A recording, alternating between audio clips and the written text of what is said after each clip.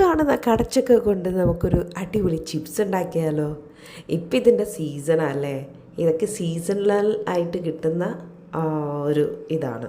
അപ്പോൾ മാക്സിമം നമുക്ക് യൂട്ടിലൈസ് ചെയ്യാം. കടച്ചക്ക ഇതുപോലെ സ്ലൈസായിട്ട് അരിയുക. നമ്മൾക്ക് ഇഷ്ടമുള്ള കണക്ക് നീളത്തിന് വേണമെങ്കിൽ നീളത്തിന് സ്ലൈസ് ചെയ്യാം. അത് ഓരോരുത്തരുടെ ഇഷ്ടം പോലെ. നീളത്തിന് സ്ലൈസ് ചെയ്താൽ കുറച്ച് തോനെ എണ്ണ ഒഴിക്കേണ്ടി വരും കേട്ടോ. ഇത് ഞാൻ നല്ലൊരു മീൻസ് അടി കട്ടിയുള്ള പാത്രത്തിനകത്ത് ഒരുപാട് എണ്ണയൊന്നും ഒഴിക്കാണ്ട് എന്നാൽ ആവശ്യത്തിന് എണ്ണ ഒഴിച്ച് അതിനകത്ത് ചെറിയ തീയിലിട്ട് ബാച്ചായിട്ട് പൊരിച്ചെടുത്തതാണേ.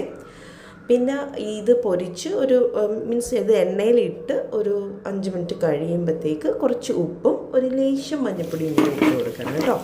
എന്നിട്ട് നന്നായിട്ട് ഇതുപോലെ ഗോൾഡൻ കളർ ആകുമ്പോഴത്തേക്ക് നമ്മളത് എടുക്കാറാകുമ്പോൾ ഒരു 5-6 കറിവേപ്പിലയും കൂടി ഇട്ട് കഴിഞ്ഞാൽ ബെറ്റർ ആയിരിക്കും. കറിവേപ്പിലയും പിന്നെ വെളുത്തുള്ളി ഇഷ്ടമുള്ളവർക്ക് ഒരു വെളുത്തുള്ളിയും കൂടി ചതച്ചിടാം കേട്ടോ.